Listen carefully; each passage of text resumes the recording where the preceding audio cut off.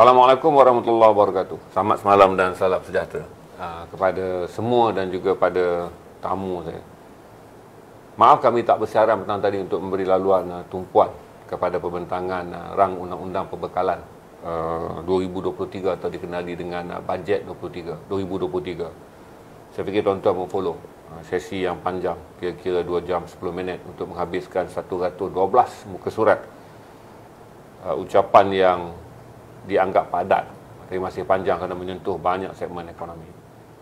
Tapi kami dah jadualkan hari ini 7 hari bulan sebagai perbincangan politik dengan Facebooker yang terkenal, siapa yang selalu follow Apek Cina. Ini adalah Tai Zihao. Saya selalu stream dengan dia juga dulu.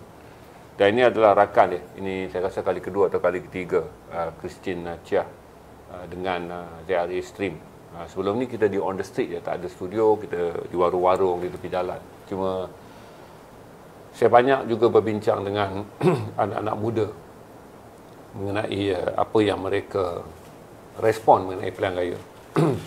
Cuma kali ini kita akan jumpa masih lagi dalam kategori muda. Zihao dan tentulah Christine Chia memang mewarisi generasi muda. Kita akan bincang banyak perkara, termasuk petang semalam saya stream tentang Bailan sebutannya. Saya tunggu traffic number untuk memulakan sesi dan saya ucap terima kasih bagi tuan-tuan yang menyediakan waktu malam ni untuk bersama saya dengan Zihao. Zihao, saya nak tanya dan Christine. Apa yang anda lalui dalam tempoh 60 hari terakhir ni ketika orang mula bercakap sebelum datang pilihan raya, orang sedang bercakap mengenai satu adalah the perfect storm, di mana kita tak lagi berdepan dengan keadaan endemik, kita berdepan dengan keadaan geopolitik dunia yang mula menunjukkan impak ekonomi yang teruk. Yang kemudian kita berhadapan dengan isu kenaikan harga barang, inflasi. Dan yang ketiga, kita bercakap mengenai perubahan cuaca yang menjadi ancaman besar kepada ekonomi dunia. Bukan lagi tentang sebuah negara atau sebuah negara. Kali ini tiada benua yang terlepas daripada ancaman perubahan iklim. Apakah ini juga yang anda lalui dalam perbualan dengan rakan-rakan ataupun status di Facebook anda, ataupun itukah yang berputar-putar di kepala seorang yang selalu menyatakan pandangannya, iaitu Zihao? Siapa yang follow Facebook dia, saudara boleh follow Facebook Apek Cina. Ulasan Apek Cina. Ulasan Apek Cina. Dia banyak menulis dengan penguasaan bahasa Melayunya yang sangat bagus. Apa saya tanya, apa yang anda lalui 60 hari ni? Okey, dalam konteks kebangsaan. Saya tak masuk antarabangsa lagi itu. Konteks kebangsaan, perubahan iklim ini menjadi satu isu yang hangat di antara rakyat Malaysia kerana pilihan raya. Kalau tiada pilihan raya, kalau tidak sangkut dengan pilihan raya, orang tak perasan pun.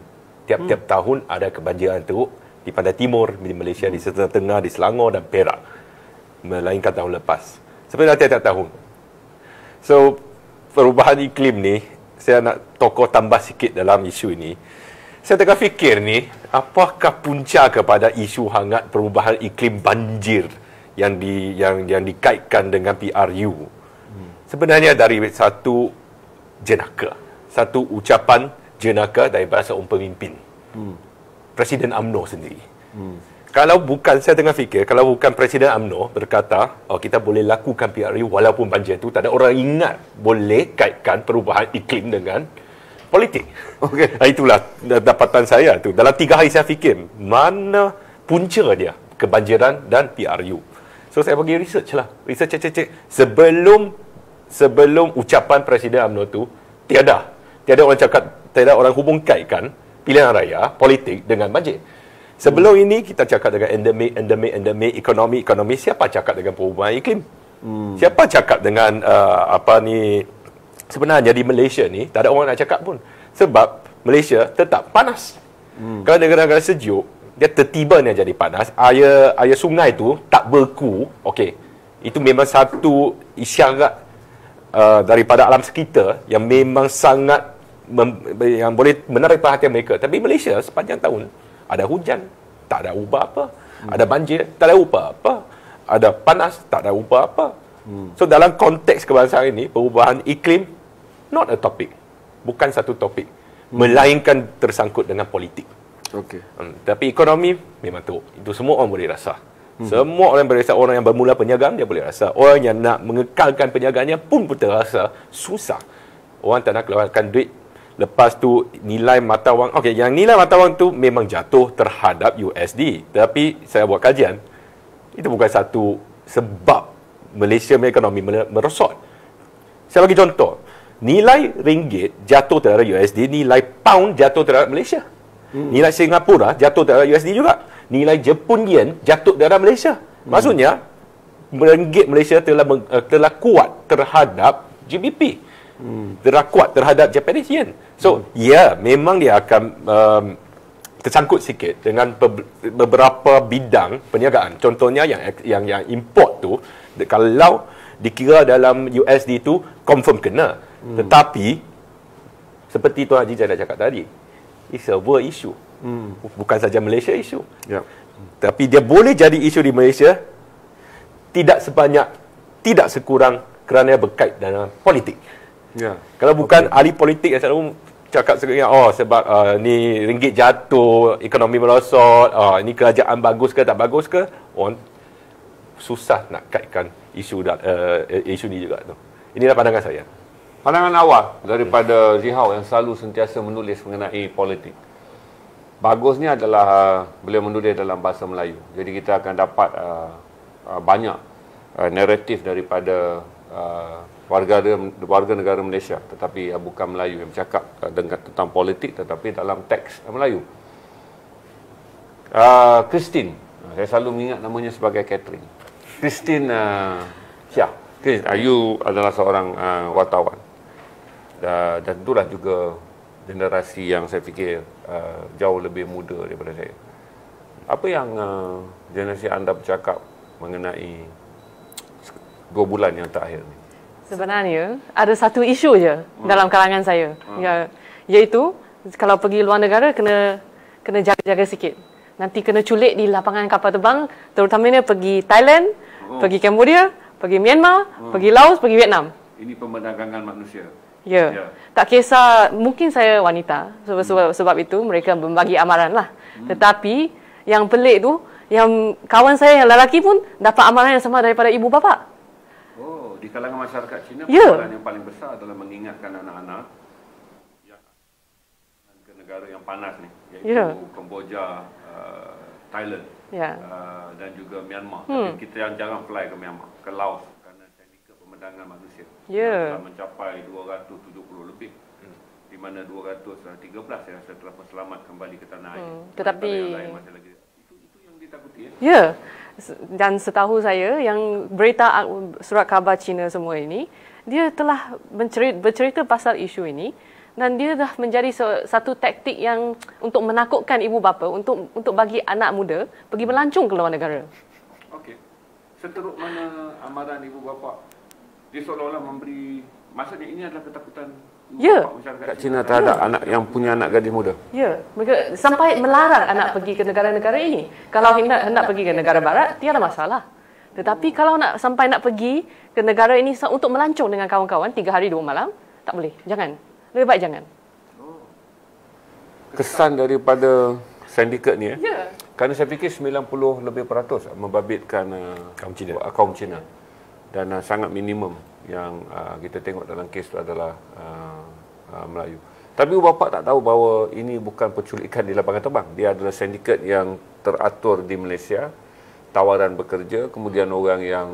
Ibu bapa tak mendapat maklumat mengenai perkara tersebut? Mereka ada sedikit pengetahuan daripada surat khabar. Tetapi mentaliti dia adalah bila kamu sampai di lapangan kapal terbang, kamu akan diculik. Lepas itu, kamu akan diseksa oleh sindiket untuk menjadi scammer. Itulah mentaliti. Itu jarang. Tak diperbualkan di kalangan orang Melayu kerana mungkin senarai nama dan juga sindiket ini dikaitkan sebagai spesifik, iaitu penjenayah dan juga mangsanya dikaitkan sebagai orang Cina. Jadi ini tak diperbincangkan. Saya fikir orang Melayu concern hanya kerana NGO yang memperjuangkannya, kerana NGO yang betul-betul kelihatan sangat-sangat mendesak kerajaan bertindak adalah NGO Melayu. Jadi mereka berimplikasi dalam bahasa Malaysia. beritanya tersebar luas kerana ini adalah PPIM dan juga satu lagi NGO saya tak pasti nama ni yang sangat-sangat aktif. Hishamuddin. Hishamuddin. I am Hishamuddin tu yang sangat-sangat mendesak kerajaan untuk segera campur tangan. Tetapi Tuan Haji, biar saya tambah sikit. Tetapi saya rasa juga kerana ada iklan di media sosial yang menawarkan pekerjaan di negara-negara yang saya sebut tadi kepada kaum Cina yang ibu pada setelah ibu bapa nampak iklan tu, dia ada rasa takut lah. Oh, memang iklannya ada. Masih ada. Boleh ditemui di YouTube, boleh ditemui di Facebook. Boleh. Menggunakan tulisan Mandarin. Menggunakan tulisan Mandarin dengan spesifiknya berkata kerja di negara-negara yang saya sebut tadi. Sampai hari ini? Ya. Oh, walaupun dia telah menjadi satu kes nasional, membabitkan PDRM, membabitkan Kementerian Luar Negara, tapi kita masih boleh melihat iklan ini muncul di Facebook sekarang. Dan spesifik dia mencari anak-anak muda daripada keturunan Cina. Dan ini berbahasa Cina. Berbahasa Cina. Ini menjadi perkhidmatan pelanggan. Oh. Dan ibu bapa nampak pula hari. Ya. Jadi mereka mempunyai gandaan ketakutan kerana walaupun berlaku, sindikatnya masih lagi aktif. Okey, itu awal dia. Zihao. Ya, Tuan. Untuk minggu ni. Semalam kita suspend untuk tahu hari ni. Hari ni belanjawan dah dibentangkan dengan 270 lebih bilion, 272-273 bilion, meningkat 12% daripada tahun yang dulu. Dengan beberapa fakta yang menarik lah. Terutama pertama kali belanjawan ini menyediakan 15 bilion ringgit untuk alam sekitar. Pertama kali kita tak pernah ada belanjawan yang spesifik untuk alam sekitar selain daripada yang terbesar adalah 97 bilion untuk pembangunan ataupun infrastruktur, tapi 15 bilion pertama disebut spesifik untuk menghadapi perubahan iklim dunia. Tapi sebenarnya masih lagi orang menganggap bahawa belanjawan ini mungkin tak selamat untuk diperbincangkan kerana Dewan mungkin dibubarkan pada bila-bila masa. Tak apalah soal Dewan dibubarkan sekarang ataupun kemudian. Tapi apa yang anda lihat harapan masyarakat Malaysia mengenai pilihan raya yang ada? Saya fikir kata ini pilihan raya yang turn out ataupun peratusan keluar mengundi akan sama, rendah seperti mana kita lihat di Melaka dan Johor. Base kalau saya lihat daripada semangat dan juga fokus di mana orang tak fokus politik. Orang sangat letih dengan keadaan ekonomi, orang sangat bimbang dengan kenaikan harga barang, orang sangat bimbang dengan krisis bekalan makanan yang sentiasa berkurangan dan akan mungkin naik harga makan pada tahun depan. Orang bimbang sama ada kita boleh mengharung lagi cabaran banjir besar pada hujung tahun ini hinggalah membawa kepada bulan Mac tahun depan dengan apa yang disebut sebagai kemungkinan monsun timur laut atau tengkujuh tahun ini akan seburuk tahun lepas. Bagaimana anda melihat harapan terhadap pilihan raya? Saya bagi satu analogi dulu, Tuan. Katakanlah kita duduk di satu persekitaran yang sunyi. Tertibanya ada satu letupan. Apa yang kita akan lakukan? Kita akan buka tingkap, kita akan tengok apa yang berlaku. Mungkin ada bom ke, mungkin ada mercun ke apa-apa. Lepas tu, kita dapati itu mercun saja. Kita pergi tidur. Letup lagi. Kita pergi cek. Okey, ada bom. Okey, kita tidur. Letup lagi.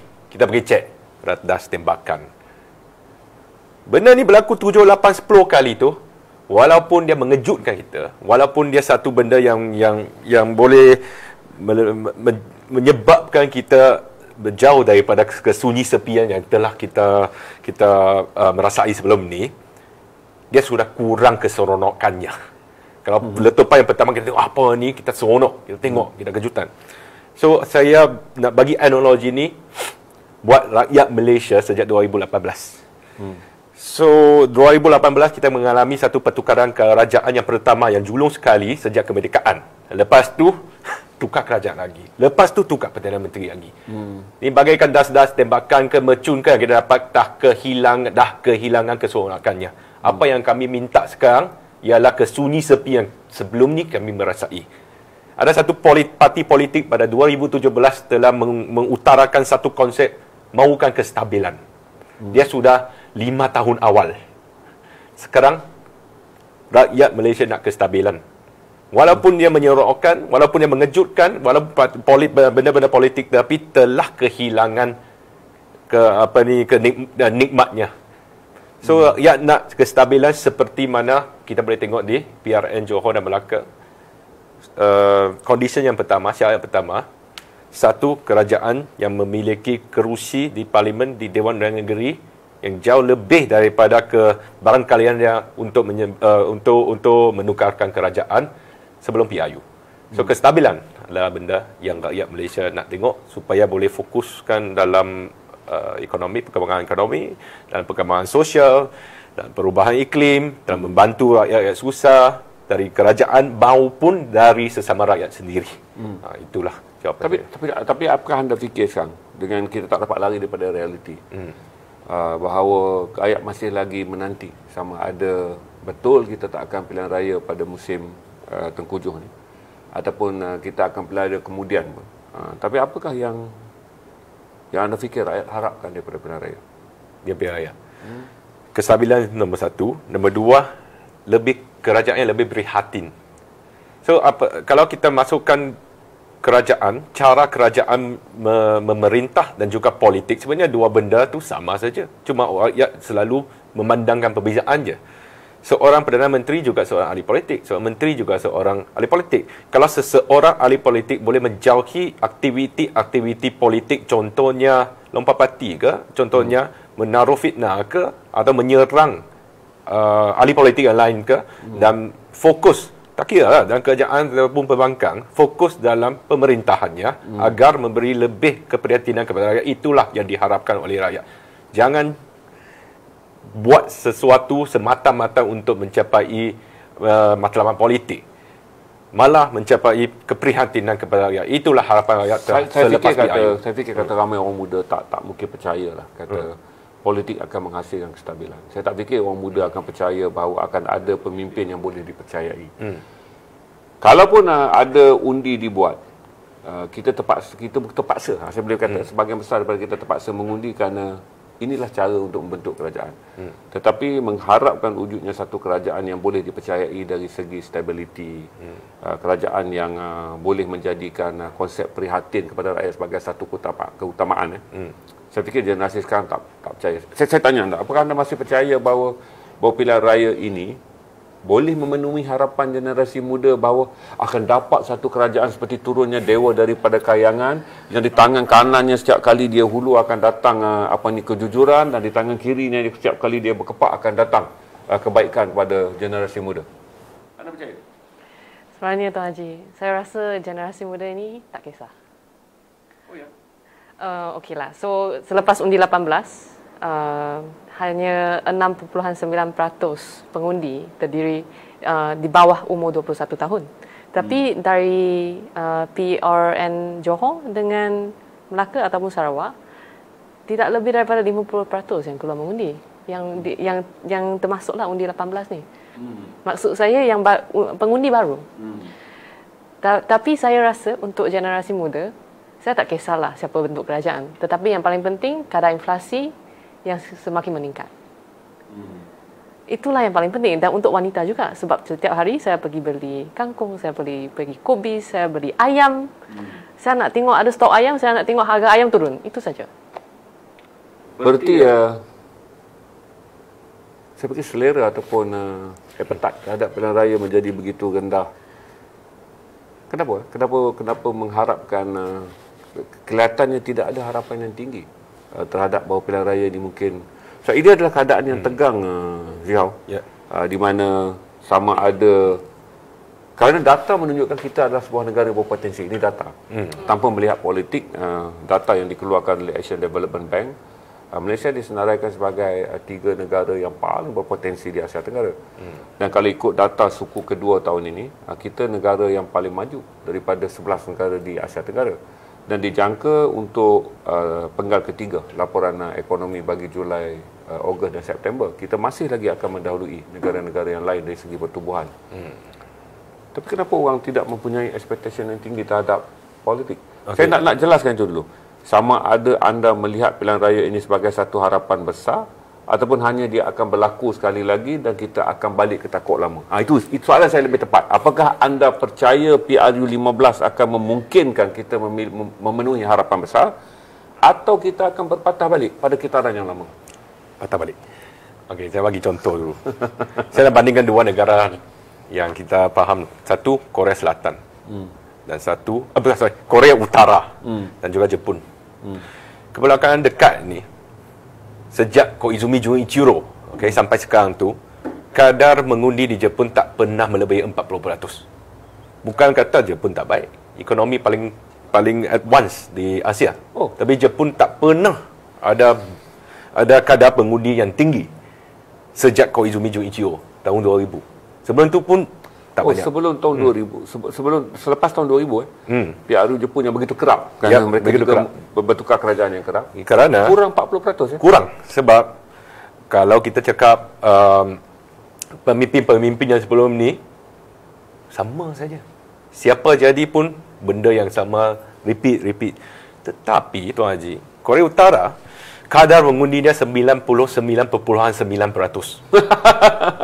Itu kita kata negara komunis. Democratic Republic kononnya, tapi kadar mengundi dia 99.9%. So sama dengan Australia juga, tetapi sebab undang-undang lah. Undang-undang. Sebab kalau Australia tak pergi mengundi kena compound. 100 US 100 Aussie. 100 Aussie. Ya. Okey. Itu kena paksa lah kan. So kadar mengundi itu bukan satu piawai negara itu maju ke apakah potensi ke, dia bukanlah satu piawai. Kalau nak dijadikan piawai pun kadar lagi rendah, negara lagi maju.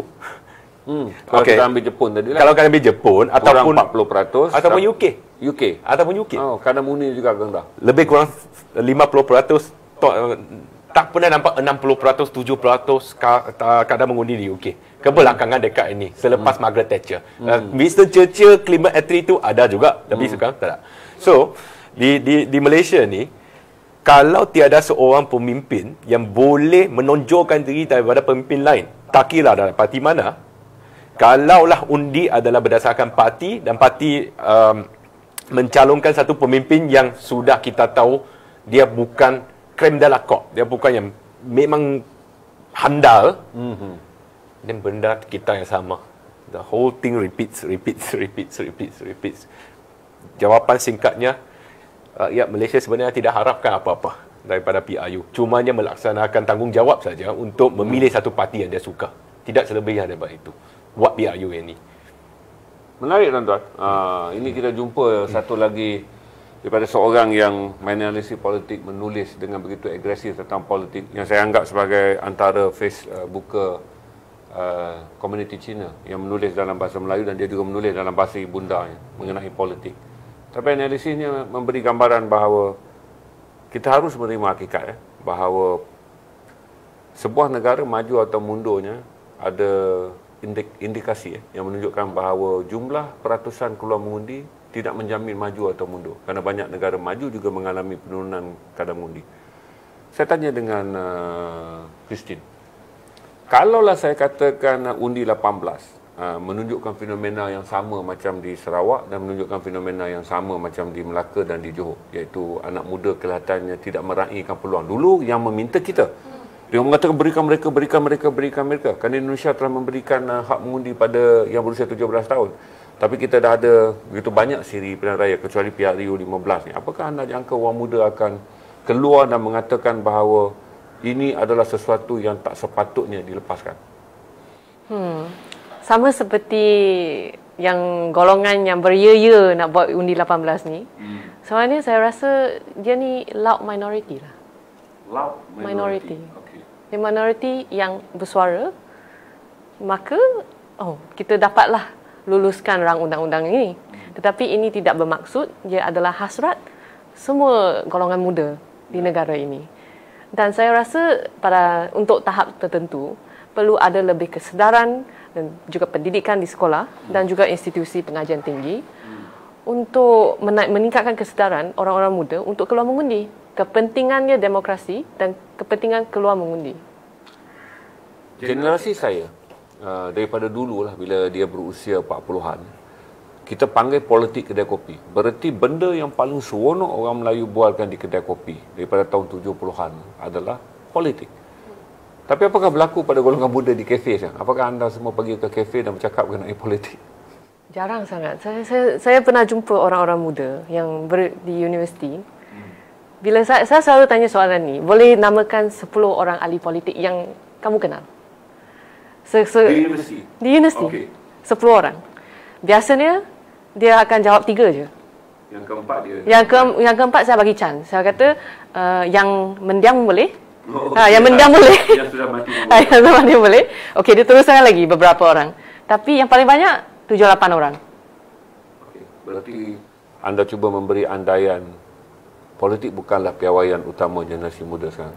Sebab saya rasa kalau untuk mana-mana negara demokratik juga, bila sampai tahap tertentu, bila orang tu dah bagi terlalu banyak kebebasan untuk mengundi, untuk buat benda yang banyak freedom, orang muda tidak menghargai kesusahan orang-orang sebelumnya untuk mendapatkan kebebasan ini. Jadi perlulah ada yang macam saya ceritakan tadi, pendidikan, kesedaran dan juga menceritakan pasal sejarah untuk menghargai sejarah dan perjuangan orang-orang tua. Saya fikir kalau sekarang kita cakap akan menimbulkan kemarahan. Saya fikir generasi muda sedang berfikir tentang betapa struggle-nya nak turunkan hidup. Mereka yang baru saja membina kerjaya, macam saya cerita tentang kajian di Universiti Fudan di China oleh Profesor Shirley tentang budaya Bailan.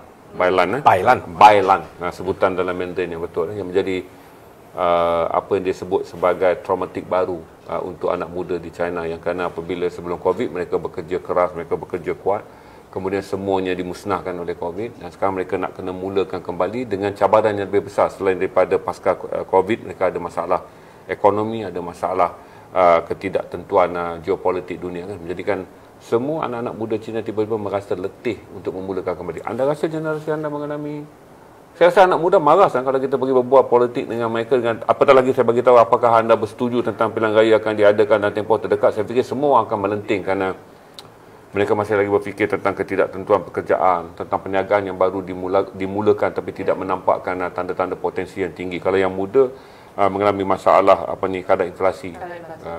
Bank Negara mengatakan kadar pendapatan di Malaysia secara mediannya RM2,700. 50% daripada pekerja di Malaysia mendapat gaji sekitar RM2,300. Dan tentulah mereka orang muda. Maka mereka akan bercakap tentang asas yang dikeluarkan oleh Bank Negara Malaysia sendiri pun tak terguna pakai di Malaysia kerana secara ekonominya purata pendapatanlah RM2,300, berarti golongan muda lah tu. Dan mediannya adalah RM2,700. Dan sekarang kita berdepan dengan kadar inflasi yang telah pun melambung. Bagi inflasi bulanan kita mencapai 4.4% pada bulan Julai dan 4.7% bagi bulan Ogos. Anda rasa apakah orang muda nak dengar orang bercakap tentang politik sekarang? Sebab tu saya kata orang muda ni tak minat. Yang dia minat nak cari kerja. Sebab itu gaji lumayan supaya scammer, saya pergi. Gaji lumayan. Sebab sekarang masa ni pasca pandemik, semua tabiat pengguna telah beralih kepada atas talian. Untuk cari kerja, saya pergi Facebook. Kat Facebook dia kata, perkhidmatan pelanggan boleh bayar sampai RM10,000 satu bulan. Bagus. Saya nak ambil risiko, saya sudah terperap di dalam rumah sudah 2 tahun. Sekarang saya nak pergi cari pekerjaan di luar negara. Itu yang diinginkan oleh anak muda sekarang. Bukan politik dan pilihan raya. Bukan mengenali mana satu pemimpin, mana satu parti yang patut diundi. Itu bukan top 5 lah. Bukan top 5. Boleh saya tambah yang tu? Kalau kita nak memahami perasaan anak muda kita saya sekarang. Saya tanya satu soalan tu sebelum saya tambah. Apakah saudara sanggup pergi melaksanakan misi Christine, berjumpa dengan semua anak muda dan mengajar mereka supaya 5 perkara utama, 1 tu, 2 dan 3 paling tidak pun adalah kesedaran politik? Saya sebenarnya melakukan setiap masa yang saya boleh tu. Oh ya? Saya ada banyak kawan, ada anak, ada adik, semua tu. Bila pernah ada kawan yang membawa anak dia jumpa saya, ni saya mahu dengar politik daripada kawan saya ni. Banyak.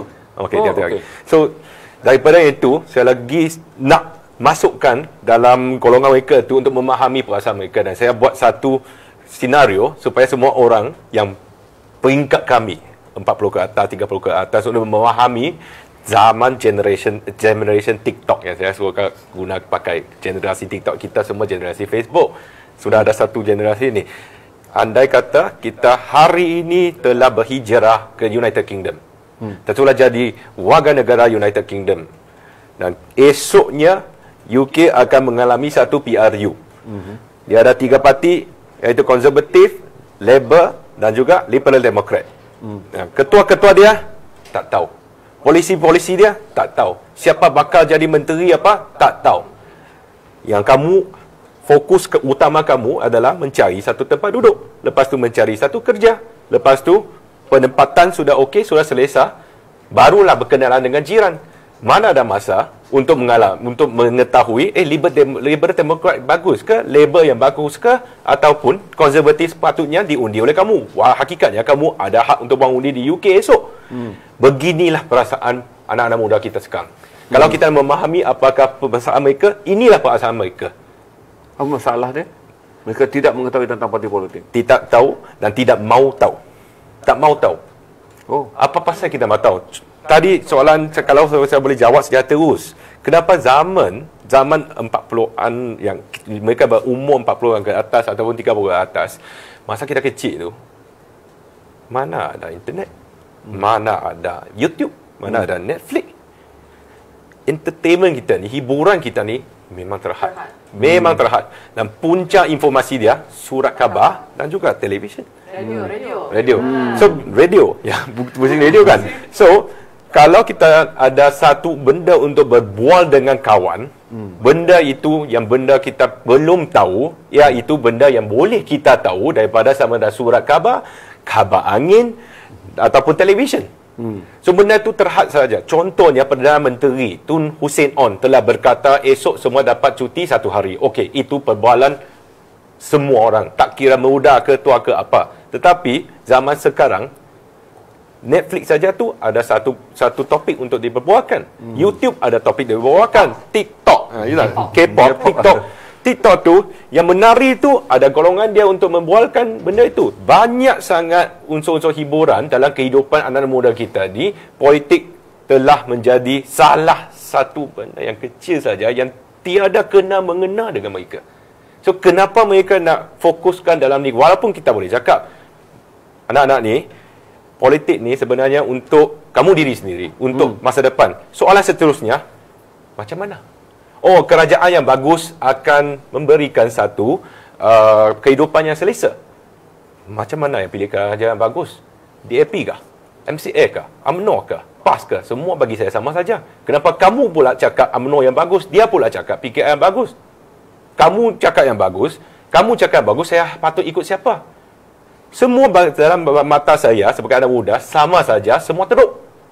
Dan kenapa saya perlu mengetahui benda yang saya tidak suka? Hakikatnya dalam persepsi saya semua teruk. Lebih baik saya bincang dengan K-pop seperti Christine cakap. Lebih baik saya fokus kepada pengebumian Ratu Elizabeth yang kedua.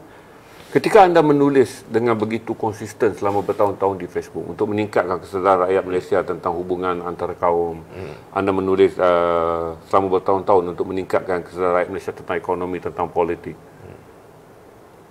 Pada masa yang sama anda yakin bahawa anda tak boleh mempengaruhi anak muda untuk meminati politik? Sekadar cakap tu susah. Kalau nak mempengaruhi anak-anak, kita kena bagi kita seharusnya melakukan sesuatu lebih daripada tulisan ataupun percakapan. Contohnya, kalau ada satu parti politik, contoh saja, ni contoh memang satu sense yang khusus saja, ada satu parti politik yang khususnya untuk muda, dia akan menarik minat orang muda. Contohnya, ada satu parti yang bernama Muda. Bukan saya nak cakap saya sokong parti mana-mana, cumanya parti Muda adalah satu-satunya parti orang pemuda-pemudi tak kira bangsa dan kaum yang boleh mempercayai, yang mengikuti dalam TikTok dan memberi kepercayaan bahawa parti ini boleh memimpin negara. Ini salah satu contoh khusus untuk mereka. So bila generasi Facebook macam saya, dan Tuan Haji, generasi surat khabar, kita tak boleh nak fahami mereka. Itu pun satu lagi masalah.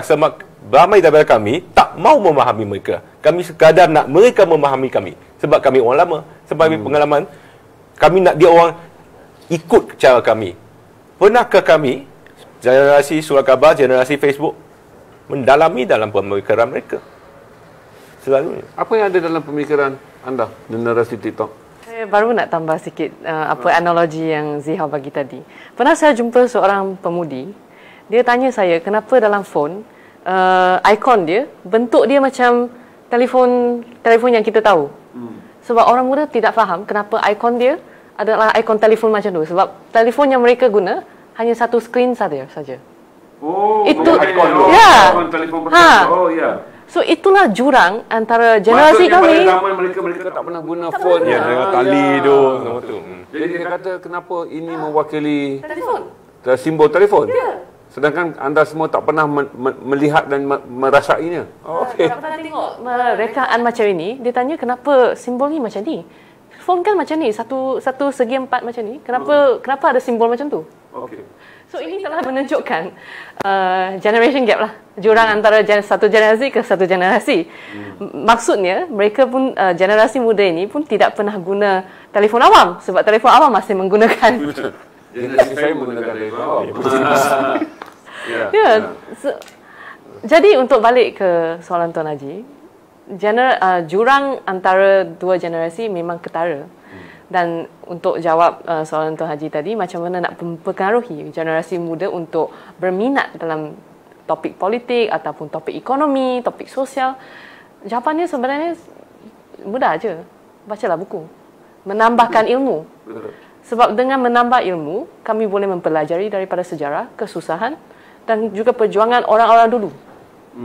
Dan hari ini saya boleh kata dalam golongan kawan-kawan, mungkin kami dua yang berbeza sikit sebab kami boleh menceritakan pasal politik kepada orang-orang tua.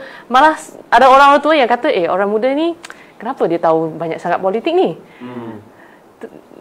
Jawapannya mudah sebab kami memang minat nak membaca buku, macam membaca surat khabar dan membaca surat khabar luar negara.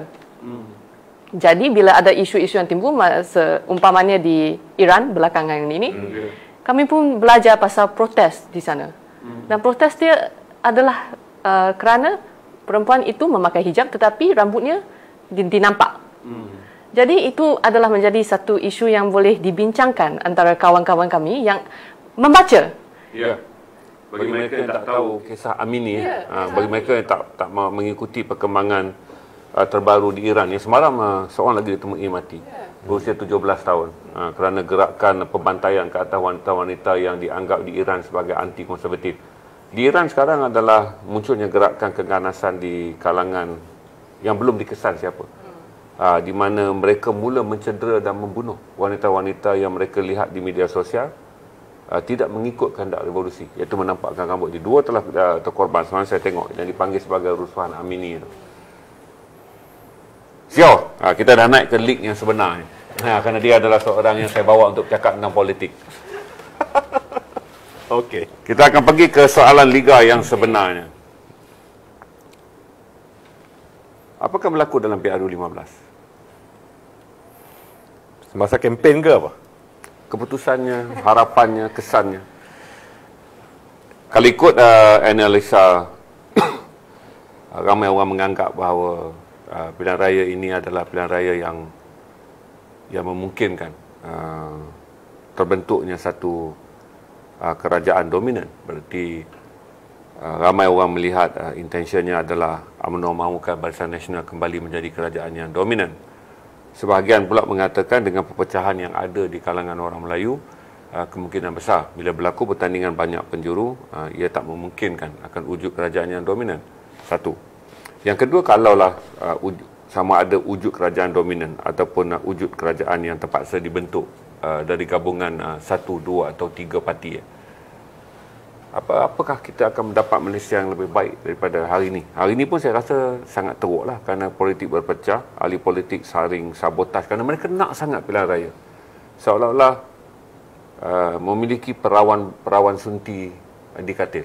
Semua orang gairah nakkan pilihan raya. Berarti harus diberi. Kerana itu mereka mahu dan kita tidak boleh membuat apa-apa kerana peraturan dan juga perlembagaan kita mengizinkan politik begini berlaku.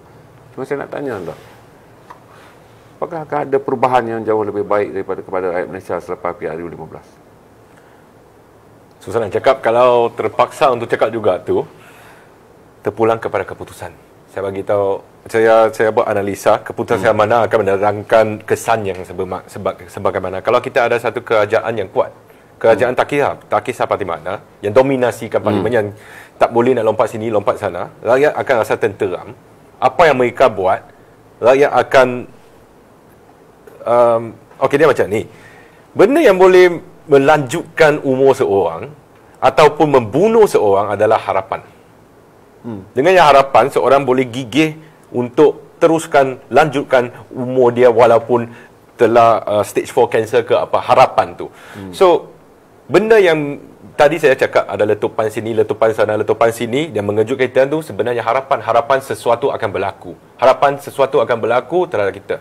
Kalau ada satu kerajaan yang dominan, maka harapan itu bahawa kerajaan itu boleh ditukarkan sewenang-wenangnya dengan lompatan ahli parlimen dari parti A ke B ataupun satu ke parti meninggalkan satu gabungan ke itu, harapan itu sudah tiada. Bila harapan itu sudah tiada, percakapan tentang politik akan jadi lagi kurang. Di kalangan rakyat, saya belum cakap ahli politik lagi. Dan dengan itu, lagi fokus dalam ekonomi. Sekarang kita ada harapan. Harapan kalau kerajaan ini tak baik itu, ahli parlimen lompat, okey, tukar kerajaan. Dah berlaku 3 kali dah. Masa itu kita excited. Excited tu, kita buat posting tiap-tiap hari, kita kutuk Perdana Menteri, kita kutuk Menteri, kita kutuk ahli pembangkang. Itu memang menjadi satu sumber hiburan kita tu, sumber harian dah. Itu memang menjadikan kami semua letih. Fatigue. Kita selalu salahkan ahli politik. Sebenarnya yang meletihkan diri sendiri adalah diri sendiri. Okey. So, kalau ada kerajaan yang dominan, itu tak akan berlaku. Anda percaya PRU 15 tidak akan memberikan keputusan wujudnya kerajaan dominan? Tak semestinya. Saya bagi tiga andaian. Kalau dilakukan secara segera, okey, dia macam ni. Kalau kita buat perang sekarang, saya menghala ke timur, musuh menghala ke barat. Saya tak mau melawan arah matahari. Saya akan tunggu sampai matahari berendam dulu, baru saya nak lancarkan serangan. Tetapi musuh saya tak mau matahari di depan mata mereka. Mereka nak serang cepat-cepat sebelum matahari terbenam. So, dua-dua pihak nakkan masa keemasan untuk tentera dia. So, bila kita tengok ada satu parti mati-mati nak melakukan sekarang, kerana sekarang adalah peluang keemasan untuk yang benar besar.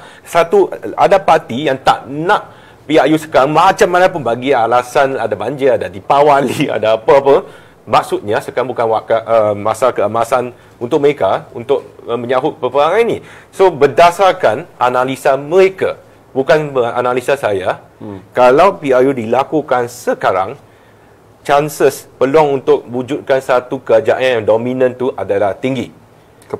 Kepada mereka yang nakkan PRU sekarang lah. UMNO. UMNO. Okey. Kalau lagi drag, so bila drag tu, mungkin tiada parti yang boleh dominan, maka kerajaan gabungan. Kalau lagi drag lagi tu, orang dah meluat dengan kerajaan sekarang, tidak boleh memenuhi janjian ke, ada ekonomi lagi merosot ke, ataupun faktor-faktor politik dan bukan politik, maka Pakatan Harapan akan dapat satu peluang yang lebih tinggi untuk menumbuhkan kerajaan kalau drag sampai tahun depan. So, bergantung kepada masa PRU, kalau dilakukan sekarang, UMNO akan jadi pemenang terbesar. Kalau lagi drag, UMNO dan juga Barisan Nasional juga PN boleh membuat satu kerajaan gabungan. Kalau lagi drag dan Pakatan Harapan mungkin akan menang. Bukan sebab penyokong terhadap Pakatan Harapan akan meningkat. Cumanya orang yang menyokong Barisan Nasional mungkin akan beralih kepada Perikatan Nasional. Seperti Tuan Haji Zainal cakap, telah dipecahkan undi, maka Pakatan Harapan akan menang. Chances lagi tinggi. So, bergantung kepada bila PRU dilakukan. Okey.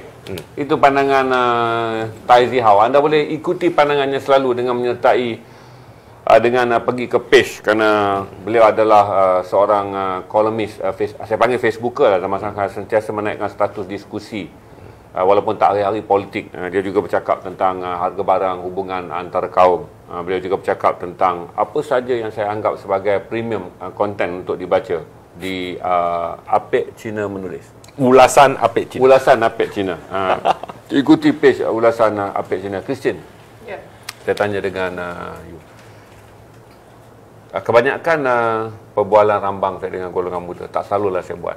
Seminggu 2 kali, seminggu sekali. sama ada di kedai gunting. Saya suka berbual dengan mereka yang mempunyai kerjaya yang genting. Kerjaya genting adalah mereka yang berada dalam perniagaan permulaan. Yang kedua, mereka yang berada dalam perniagaan yang bergantung kepada rentak ekonomi. Berarti sektor tidak formal lah. Sektor tidak formal. Saya cok sekejap lagi. Kejayaan yang genting tu dalam konteks orang Cina tu benda-benda lain. Oh. Kejayaan digenting. Oh, digenting. Okey, sorry. Bermain judi. Kerjaya yang genting saya sebut. Di mana kebanyakan daripada mereka kelihatannya fatigue, sangat letih. Dan saya fikir kata kalau pilihan raya diadakan pada hujung tahun ini, dia hanya menjadi trigger saja. Trigger berarti peluang untuk mereka melepaskan kemarahan yang ada. Mereka dah simpan kemarahan yang lama. Kemarahan adalah kerana ekonomi, kepada diri sendiri, pada kerjaya, kepada kegagalan, kepada keadaan yang tidak begitu seperti mereka harapkan. Jadi mereka mencari punching bag. Sekiranya announcement pembubaran Dewan berlaku, inilah punching bag. Walaupun bukanlah pilihan raya itu satu kesalahan yang besar, tapi dia harus memikul segala beban yang rakyat tanggung daripada kemarahan yang 3 kali kita tukar kerajaan kerana lompat parti, kemudian kita melalui COVID, kita melalui sekarang ekonomi yang sangat perlahan.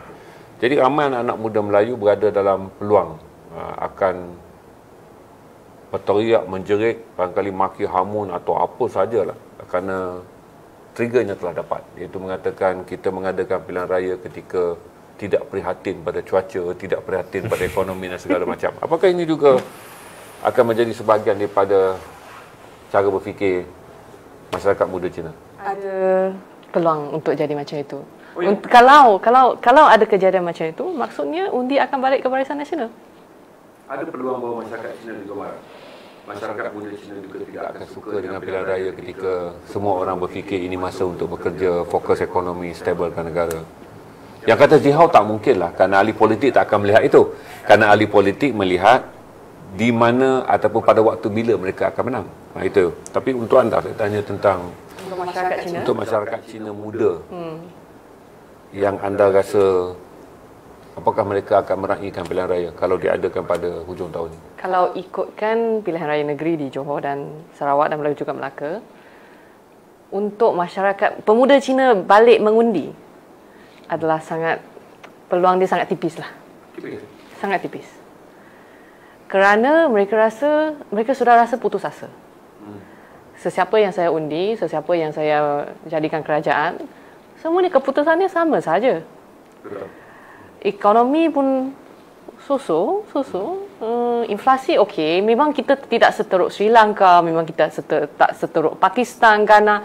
Tetapi hidup saya, nak kata selesa, saya bukanlah sangat selesa, tapi boleh tahan. Jadi kalau saya nak pandu kereta balik daripada KL pergi ke Pulau Pinang ataupun balik Kuantan ataupun pergi Johor atau naik kapal terbang pergi Sabah Sarawak, dulu saya dah buat dah. Kenapa saya nak buat sekali lagi? Kos dia saya. Adakah ini untuk pilihan raya? Bagi kalau yang mereka yang berpengkalan di luar daripada tanah ibunda mereka, tak mungkinlah mereka berkorban lagi sekali. Tidak. Mungkin ada juga yang masih percaya pada demokrasi, saya nak balik undi. Ini susah nak cakap sebenarnya sebab dia ikut trend.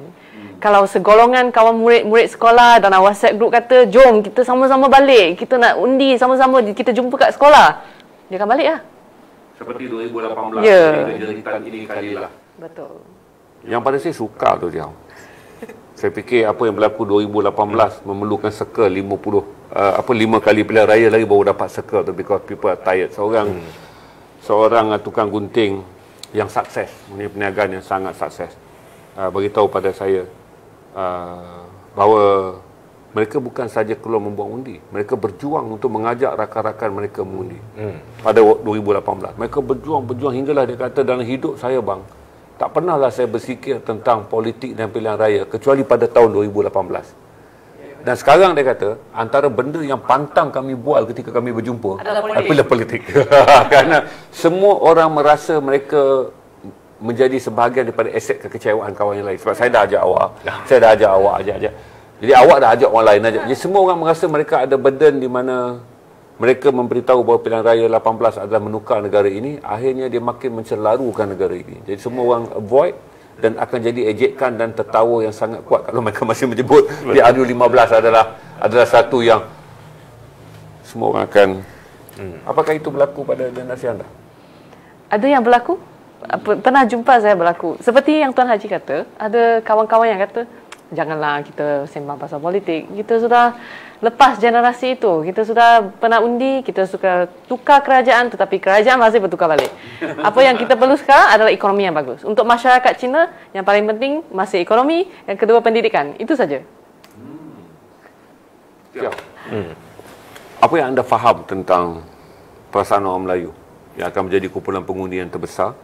Dan saya fikir orang Melayu mengalami komplikasi yang lebih besar kerana orang Melayu terdedah kepada pemilihan parti yang lebih banyak berbanding masyarakat Cina. Ya. Apa yang anda boleh cakap tentang sebagai seorang Cina yang banyak bergaul dengan orang Melayu? Apa yang anda rasa kerisauan dan juga komplikasi yang dialami orang Melayu kalau mereka turun dalam pilihan raya? Okey, faktor pilihan orang Melayu memang jauh berbeza dengan orang Cina. Kalau saya cakap cara Cina undi dulu, kita boleh nampak perbezaannya. Okay. Waktu saya cakap Melayu. Cina ni dalam 2018 dia marah. Api itu marah, dia marah terhadap Najib Razak, marah terhadap UMNO dan juga Barisan Nasional. Atas faktor rasuah, atas faktor MDB dan juga ketidakadilan terhadap Cina. So apabila selepas PRU, sebelum pertukaran kerajaan daripada Pakatan Harapan kepada Perikatan Nasional, apa yang dijanjikan kepada masyarakat Cina itu tidak tercapai.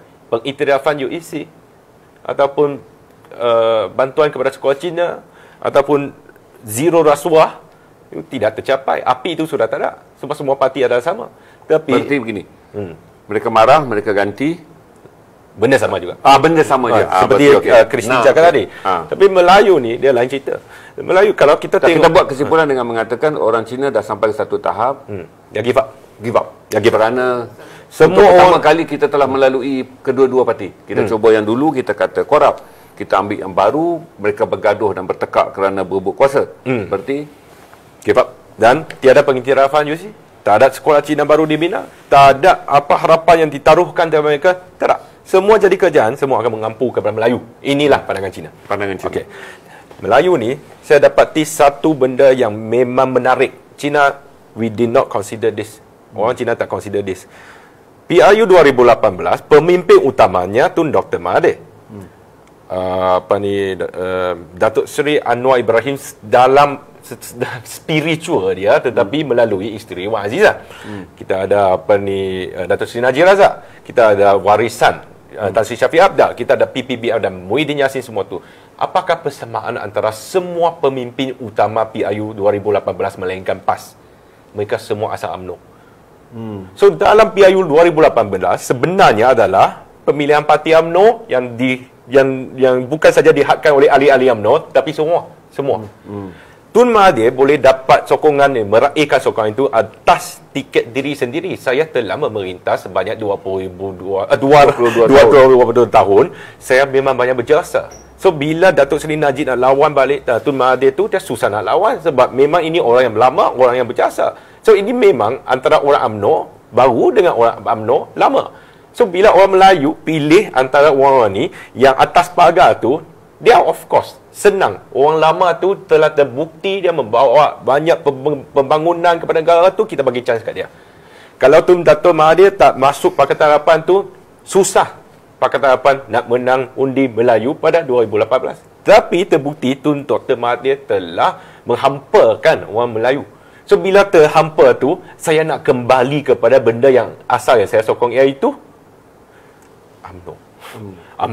So orang Melayu senang saja. Dan anda yakin bahawa ini yang I'm talking about, let's say orang umur 40 dan ke atas. Majority pengundi. Okey.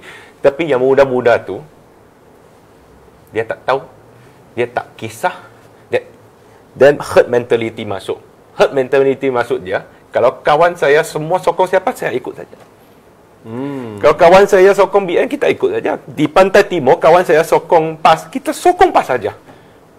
Dan bila tercabar, orang duduk di Terengganu dicabar oleh orang duduk di Pahang, dan lagi dia nak sokong PAS. Orang Pahang lagi nak sokong BN.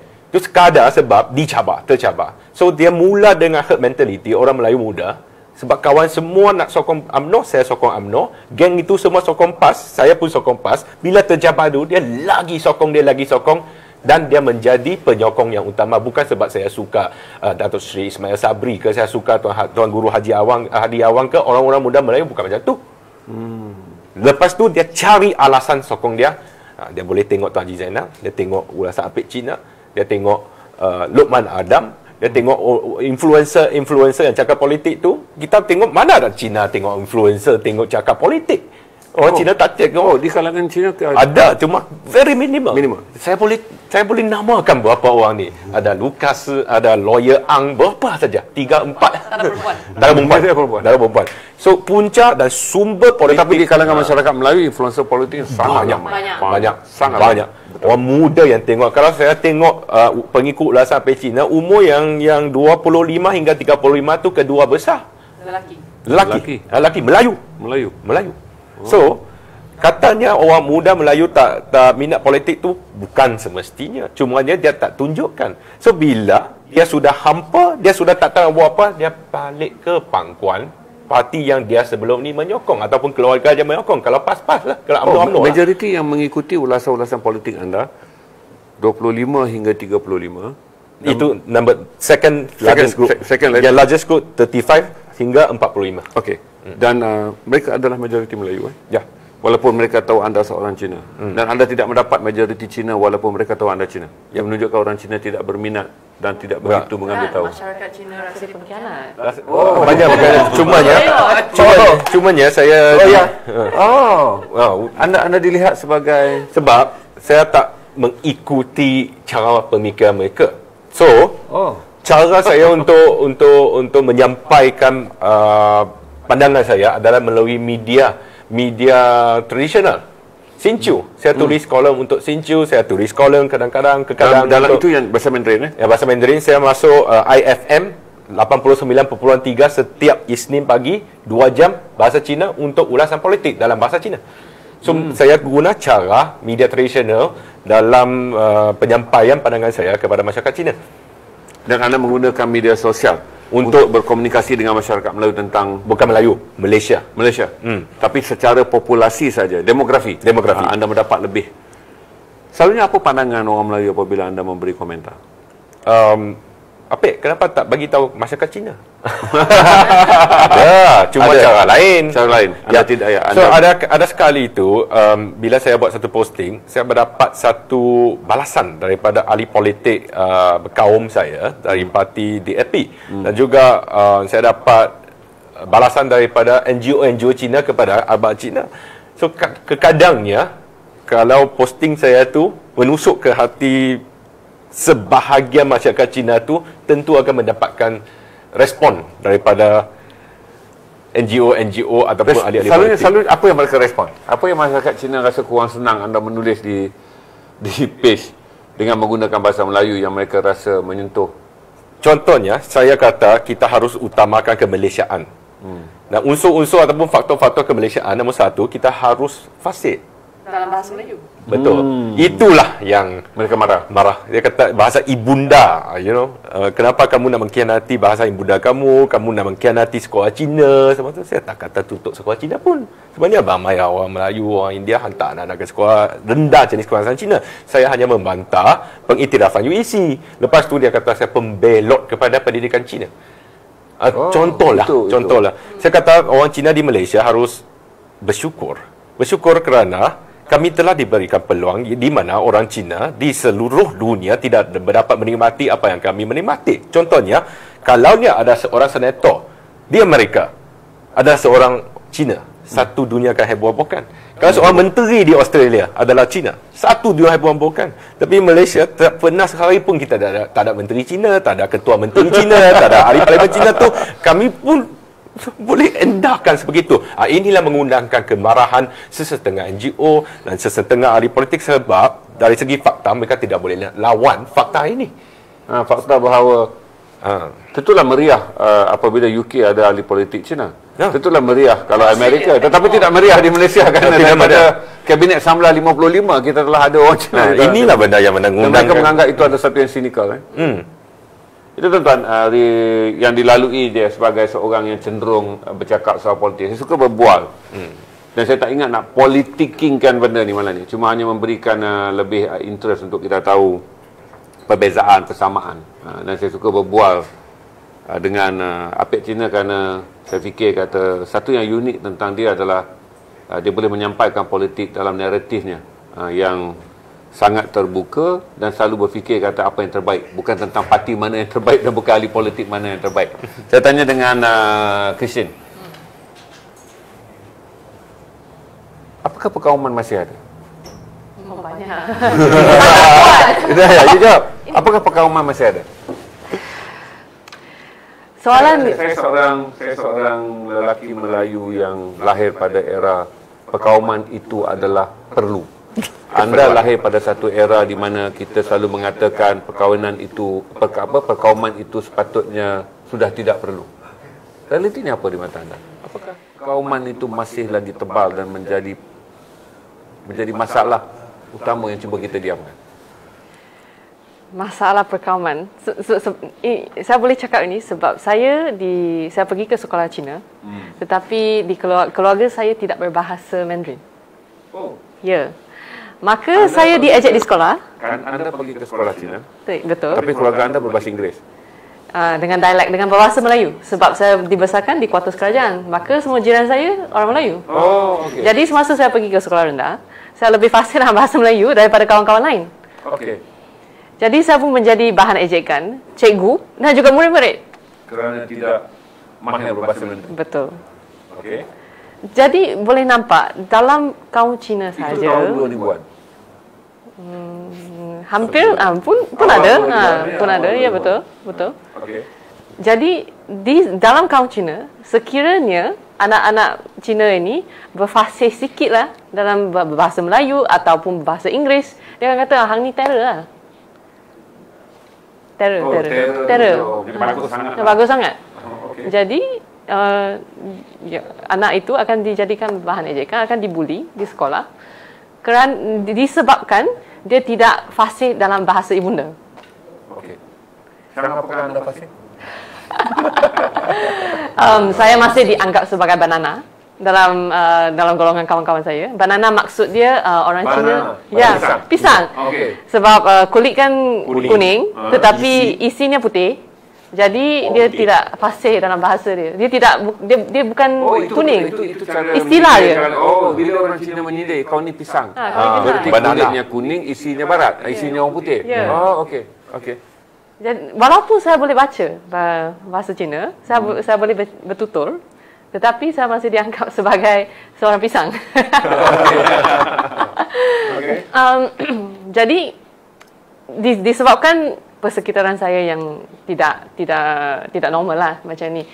Jadi sebab itulah saya rasa saya perlu menjadi macam duta untuk untuk perpaduan lah untuk anak-anak muda. Jadi kalau Tuan Haji tanya, semangat perkawaman ini memang ada, dan saya rasa yang paling asas sekali adalah sistem pendidikan. Hari ini kita ada bajet yang berbilion-bilion, semua orang dapat gula, macam satu candy box, semua orang dapat dari untuk pendidikan ini. untuk semua orang asal, cikgu, penjawat awam, orang swasta, orang M40, T20, semua pun dapat. Tetapi tak diurus isu yang paling penting dalam sistem kita semua ini tidak diendahkan. Ianya diendahkan. Tidak ada orang untuk cakap yang isu yang paling penting adalah mungkin kita perlu satu reset button. Mungkin kita perlu tengok yang rancangan Malaysia ke-12 memang sangat banyak. Setengah jam sudah habis cerita, tetapi tidak tengok apa itu indikator yang kita nak capai setiap tahun. Sudah berapa, adakah kita ada dalam perjalanan nak capai apa yang ditertera dalam rancangan Malaysia ke-12? Tidak orang tengok macam itu. Jadi isu yang paling penting, yang core isu dia tidak di-address. Saya tanya kalau lah sebagai orang muda, apa yang anda simpan harapan tentang tafsiran perpaduan kaum? Saya ada kawan Melayu ramai, ada kawan dengan Cina. Saya tak fikir kata anda seorang yang sangat resis. Tapi anda faham tentang resis. Apa yang anda bayangkan Malaysia di mata Catherine Chia? Christine Chia. Bagi saya sering pergi ke, malah semalam saya pergi isi minyak di stesen minyak. Yang ambil, yang cashier tu, dia tanya, kamu ni Melayu ke Cina? Saya kata saya anak Malaysia. Dia tanya lagi, kamu anak Cina ke anak Melayu? Saya orang Malaysia. Saya kata 3 kali saya orang Malaysia, tapi dia nak tanya juga, kau ni Melayu kan? Kau ni Melayu kan? Saya tak faham kenapa orang perlu tanya, apakah kawan anda? Manakala di Indonesia atau di Jepun, tak kisahlah kau Cina di Indonesia atau Cina di negara Thai. Pada pandangan rakyat semua, kamu adalah orang Thai. Harapan saya adalah untuk orang tengok saya sebagai anak Malaysia. Itu yang anda harapkan. Ya. Dan anda rasa tak selesa bila orang tanya, adakah kamu Cina? Apakah kamu Melayu? Oh, kamu berasa janggal atau tersinggung? Janggal atau tersinggung? Saya rasa tersinggung. Kerana kulit saya, walaupun saya pisang, tapi saya fasih berbahasa Melayu. Okay. Dan saya rasa itu adalah tanggungjawab setiap rakyat Malaysia. Saya tanya soalan tentang resis tadi, dia alih kepada dia tak suka. Sebab itu saya jawab, sebab apa pasal saya tanya tentang resis, dia alih tentang integriti, mengendalikan ketirisan bajet. Kerana bagi dia kata itu mungkin soalan yang lebih penting untuk dia jawab malam ni, iaitu bajet 372 bilion yang kita bincangkan. Yang kita fikir banyak atau sikit, tapi yang penting adalah mengendalikan ketirisannya. Kerana setiap tahun kita ada bajet yang cantik. Tapi setiap tahun juga kita ada banyak ketirisan yang memalukan. Apek, saya akan Apek Cina. Saya selalu panggil dia Apek Cina, walaupun Zihao adalah panggilan lebih hormat untuk tamu. Tapi oleh kerana saya kenal dia di Facebook, saya follow dia di Facebook sebagai Apek Cina. Yang terakhir untuk penonton malam ni, apa yang anda harapkan kepada rakyat Malaysia tentang kesedaran politik, perpaduan kaum, pilihan raya, masa depan? Apa yang kita lalui, kesakitan bersama, kebahagiaan bersama? Memang saya susah nak meringkaskan, tetapi memang saya berfikiran tentang ini, soalan ini. Apakah yang saya nak bagi tahu kepada contohnya penonton Tuan Haji Zainal ZIA Stream tentang kesedaran politik? Nombor 1, tak ada perkataan politik. Kita buangkan perkataan politik dulu. So, di nombor 1, kalau kita nak memahami politik, kita nak memahami kesedaran tu, kita buang, kerana politik sekarang begitu teruk sekali, dia menjadi satu penghalang. Dia bukan satu bidang. Dia jadi penghalang. Oh, ini politik ni, saya tak tahu ni politik ni. Dia cakap tentang politik untuk bangsa politik. Sebenarnya, Perdana Menteri, kerajaan, sampailah kaki tangan kerajaan, sampailah kamu dan saya, adalah satu sistem dan struktur pemerintahan saja. Siapa jadi Perdana Menteri itu, dia manusia. Siapa jadi menteri, dia manusia. Macam mana cara pemerintahan dia berinteraksi dengan orang lain, cara kita memilih mereka tu, kita kategorikan sebagai politik. Sebenarnya politik berlaku di semua lapisan. Di keluarga pun sudah ada politik, di sekolah pun ada politik, di tempat kerja pun ada politik. Kalau kita buangkan perkataan politik itu, maka lagi senang. Bahawa saya bukan pilih Barisan Nasional, saya bukan pilih PAS, saya pilih seorang pemimpinnya. Saya rasa cara pemerintah dan polisinya boleh membantu saya dalam masa depan. Kalau kita buangkan perkataan politik daripada semua kepolitikan itu, lagi senang kita nak faham apa yang kita nak lakukan, siapa kita nak memilih, apa yang kita nak tahu dari surat khabar maupun posting-posting dari media sosial. So, ringkasannya, buangkan perkataan politik. Cuba kita jangan cakap perkataan politik itu. Lagi senang. Contohnya, kalau kamu ingin memberitahu anak kamu bahawa siapa Perdana Menteri, apa, macam mana pilih, jangan ada kemunculan perkataan politik itu. Lagi senang dia nak memahami. Kerana hari ini dia berdepan dengan bapak dia, esok dia berdepan dengan kerajaan, lusa dia berdepan dengan tauqih. Semuanya politik. Sebagaimana dia berdepan dengan bapak dia, dia berdepan dengan parti politik. Saya terguna politik. Satu calon untuk pemerintah. Ya. Pemimpin. So, apa yang ringkasan saya, senang. Buangkan perkataan politik dalam semua perbualan politik anda. Maka lagi senang untuk kamu untuk memberi kesedaran kepada rakan-rakan ke, anak-anak ke, atau siapa yang mendengar perbualan kamu. Itulah jawapan saya. Terima kasih Zihao dan juga Christine Chia, 70 minit kita dalam stream. Saya gembira untuk berkongsi pandangan dengan anda, untuk mendengar. Walaupun saya fikir sangat berjurang dan sangat berjarak, tapi saya fikir kata akhirnya tujuan kita hidup adalah untuk memahami orang yang tidak kita fahami. Ketidakfahaman bukanlah satu masalah. Ketidakfahaman adalah satu proses pembelajaran yang menjadikan kehidupan ini lebih seronok. Anda lebih suka, kita akan menjadi lebih suspend ketika menghadap sungai yang keruh. Kerana kita perlu memikir pelbagaian daripada mandi di swimming pool. Kan? Kita akan rasa lebih thrill untuk masuk ke dalam hutan yang tak dapat kita jangka apa ada di sana. Kerana dia memerlukan banyak kemahiran dan teknik berfikir. Daripada berjalan di padang lapang yang akhirnya anda fikir tak ada satu pun yang anda temui. Itulah tentang memahami perbezaan. Saya suka mendengar pandangan-pandangan yang kalaupun saya tidak bersetuju, tapi saya menghormatinya kerana dia adalah pandangan. Sama seperti saya percaya bahawa kita aneh di mata orang, orang aneh di mata kita. Tetapi itulah cantiknya kehidupan. Kerana apabila dua orang aneh dapat duduk dan berbual, dan kemudian lebih banyak perkara yang akan dapat dicipta kerana mereka menyatukan keanehan yang kreatif. Terima kasih tuan-tuan, terima kasih Zihao dan terima kasih Christine Chia. Terima kasih Tuan Haji.